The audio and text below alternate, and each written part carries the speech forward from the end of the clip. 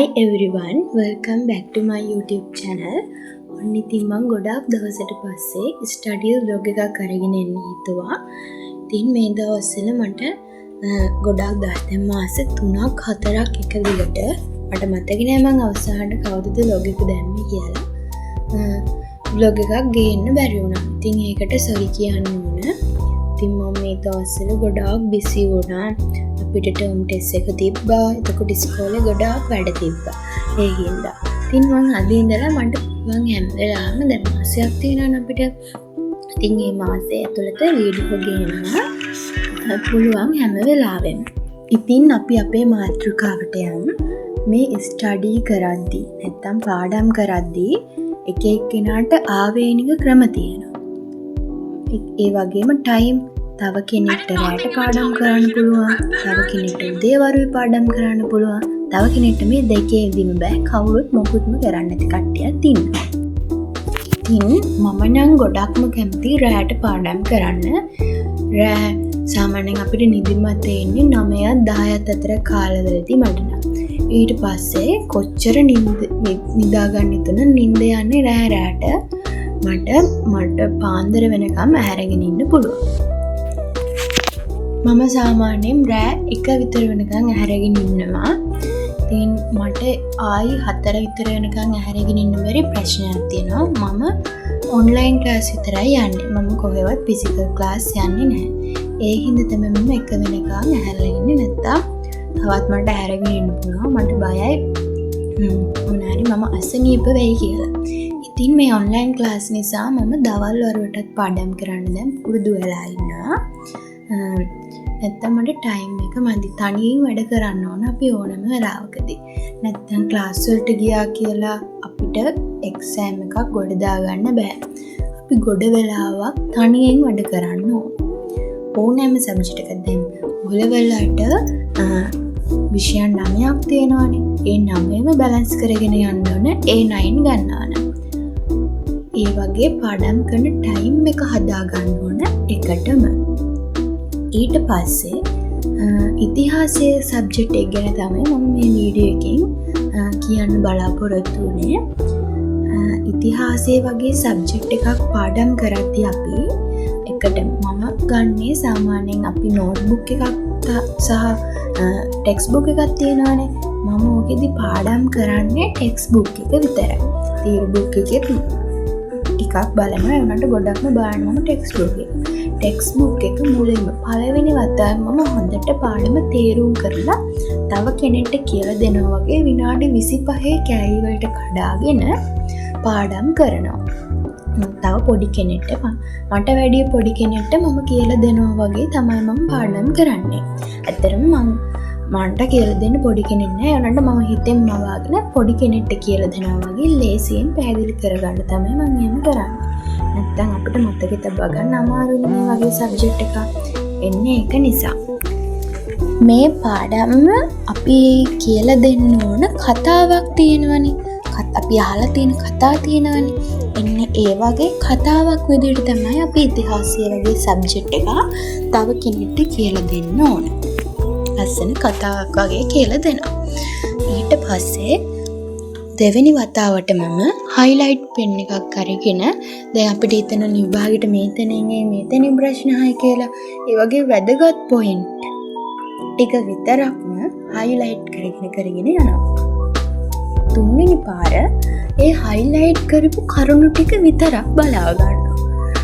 හිතෙන් කියවනවා. ඒ කියන්නේ කටපාඩම් කරනවත් මොනවත් කරනව නෙමෙයි නිකන් බලාගෙන යනවා. ඒ highlight කරපු ටික විතරක්. හතරවෙනි පාර මේවා කරගත්ත highlight කරගත්ත කරුණු ටික එකතු කරලා මතකයෙන් හරි නැත්නම් පොත බලාගෙනම හරි අපි ෂෝට් නෝට් එකක් හදනවා. ෂෝට් නෝට් එකක් හදද්දී A4 කොලයක් අරගෙන ඒක දෙකට මැදින් නමාගෙන එක පැත්තක ලියාගෙන යන්නේ. මේකේ ගොඩාක් හැලි ලියාගෙන යන්නේ නැහැ. ඉතාමත් කරුණු කෙටි කරලා තමයි අපි ලියන්න ඕන ෂෝට් නෝට් එකක් හදද්දී. සමහර අය ඉන්නවා ෂෝට් නෝට් එකක්වත් හදන්න දන්නේ නැහැ. මං කියන්නේ 10 වසර 11 වසර දැන් ඔය අපේ වයස වගේ ළමයි. මං කලින් පෙන්නපු විභාග ජය ගැනීම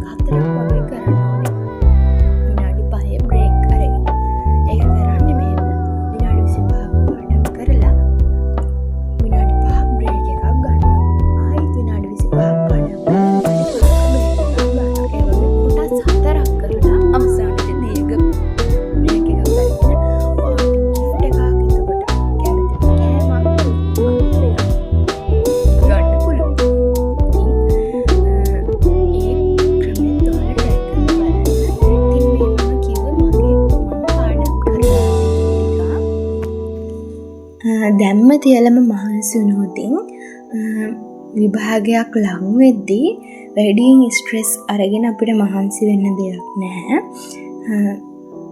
11 වසර දැන් විභාගෙට තියෙන්නේ තව මාස 4යි. ඊට පස්සේ 2011 බැච් එක ලියනවා. එයාලට තව තියෙන්නේ අවුරුදු 1යි මාස 4ක් වගේනේ. ඉතින් මේ ටිකේ දැම්ම තියලා මහන්සි වුණොතින් A9 ගන්නවා කියන්නේ ඒතරම් දෙයක් නෙමෙයි. ඉතින් දැම්ම තියලම පාඩම් කරන එක ඇඟට ගුණයි. ඉතින් මම මුල් ටිකේදී පාඩම් කරන්න ගොති ලොකු ස්ට්‍රෙස් එකක් කරගෙන තව අවුරුද්දයි වගේ තියෙන්නේ කියලා ලොකුවට පාඩම් කරන්න ගත්ත කෙනේ. ඇත්තටම මේ බය නැති කරේ අපේ අම්මා මහන්සි වෙන්න ඕන ඒත් ඕනට වැඩිය ඕනේ නැහැ. අපිට තියෙන පාඩම් ටික අපි ටික අඩු කරගන්න ඕන. දැන් එක සබ්ජෙක්ට් එකක් ගත්තතින් සිංහල වගේ දෙයක් ගත්තතින් ටික පාඩමෙන් පාඩම් ඉවර කරලා මුළු පොතම අවසානයේදී අපිට සතුටක් ලබන්න පුළුවන්. අවසානට පේපර් එකක් කරන්න ඕන. හැමදාම දවසක් සතියේට එක දවසක් දාගෙන වල පාඩම් කරපු වගේ පේපර්ස් කරන්න. තනියෙන් පේපර්ස් කරන්න. පාස් පේපර් දැන් ගිය අවුරුද්දේ වගේ පේපර්ස් එකක් අරගෙන ඒකදී ඔයාලට ලියන්න පුළුවන් ප්‍රශ්න මොනවද කියලා බලන්න. ඕලෙවල් වලට B එකක් හැදෙන්නේ 10 වසරේ. ඉතිරි ලකුණු 25 වගේ හැදෙන්නේ 11 වසරේ. ඒක නිසා 10 වසරින් තමයි ගොඩක්ම එන්නේ ඕලෙවල් වලට. මේ පේපර්ස් කරන එක හොඳයි. මාකින් එක අරගෙන කොහොමද මේවට උත්තර ලියලා තියෙන්නේ වගේ දේවල් දැම්ම තියලා බලා ගන්න.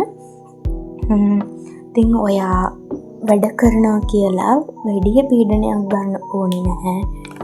ෂෝට් නෝට් ගහන වෙලාවට මම වගේ සින්දුවක් දාගෙන ෂෝට් නෝට් එකක් ගහන්න. මොකද අපි පොත් බලාගෙන මතකයෙන් වගේ ලියන්නේ. ඒ හින්දා කම්මැලි වැඩ නිකන් මම ජොලියට වගේ තමයි ෂෝට් නෝට් ගහන්නේ. ඒ වගේ වෙලාවට සින්දුවක් දාගෙන යනකොට කමක් නැහැ.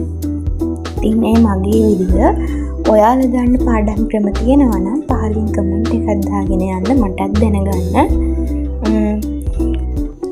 අනිවාර්යයෙන්ම අපි හැමදාම මගේ ටයිම් ටේබල් එකට මම ඇතුළත් කරලා තියෙනවා සයන්ස් මැත්ස් කියන සබ්ජෙක්ට් දෙක හැමදාම දාගෙන ඉන්නවා. මොකද ළමයිට අමාරු සබ්ජෙක්ට් දෙකක් ඒකට එකක් ගත්තේ නැත්නම් වැඩක් නැහැ.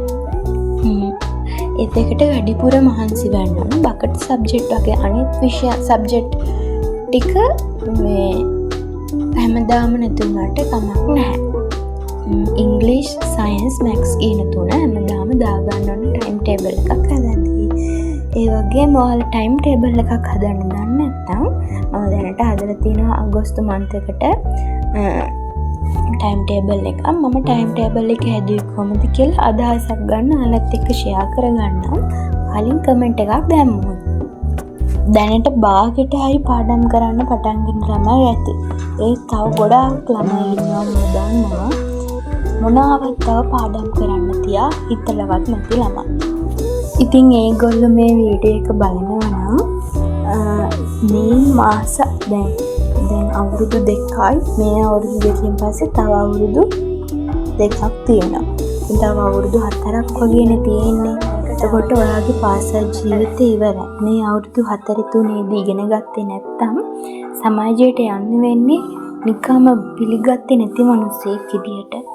ඉතින් පිළිගත්ත කවුරු හරි දැන් ඔයාගේ පන්තියේ යාළුවෝ ඇවිල්ලා ඔයාට නිකම් මිනිස්සෙක් කියනවටද කැමති ඔයා නැත්නම් සර් කෙනෙක් මැඩම් කෙනෙක් කියලා කියනවටද කැමති? කවුරුණත් කැමති තමන්ව ගරුත්වයක් දීලා කතා කරනවනේ. එහෙනම් ඔයා ඒම ගරුත්වයක් ළඟා කරගන්න ඕන නම් ඔයාගේ පැත්තෙනුම දෙයක් වෙන්න ඕන. නිකම් ඉතලා ගරුත්වයක් කවුරුත් දෙන්නේ නැහැ. සල්ලි නම් ඕන විදිහකට හම්බ කරන්න පුළුවන්. තව කෙනෙක් හිතාගෙන ඇති ඉගෙන ගන්න ඕනේ රටකට ගිහිල්ලා සල්ලි හොයා ගන්නවා නැත්නම් ඔන්ලයින් බිස්නස් කරලා සල්ලි හොයා ගන්නවා. කවදා හරි ඒ රටට යන්න බැරි වුණොත් කවදා හරි ඔන්ලයින් බිස්නස් එක නැති වුණොත් ඒ ඔන්ලයින් බිස්නස් එක කරන ෆෝන් එක ගම් වතුරක් කියලා නැති වුණොත් අවසානට ඔයාට සල්ලි නැහැ. ඒ ගම් වතුරාවත් හැම ආපදායකදීම ඉගෙන ගත්ත දේ කවදාවත් නැති වෙන්නේ නැහැ. ඔයා ටීචර් කෙනෙක් වුණත් ලෝයර් කෙනෙක් වුණත් ඩොක්ටර් කෙනෙක් වුණත් ඒක කවදාවත් නැති වෙන්නේ නැහැනේ. ඔයා ස්ථිර වෙලා ඉන්නේ. ඉතින් ඉගෙන ගත්තේ නැති කට්ටියට වෙන්නේ නිකම් අර ඉන්නේ වැඩ කරන්නේ නැති සමාජයේ පිළිගත් නොගත් මිනිස්සු ගණයට තමයි එයාලා වැටෙන්නේ. ඉතින් දැන්ම ඔයාට කාලේ තියෙනවා ඔයාලා දැන්ම කියලා පාඩම් කරන්න පටන් ගන්න.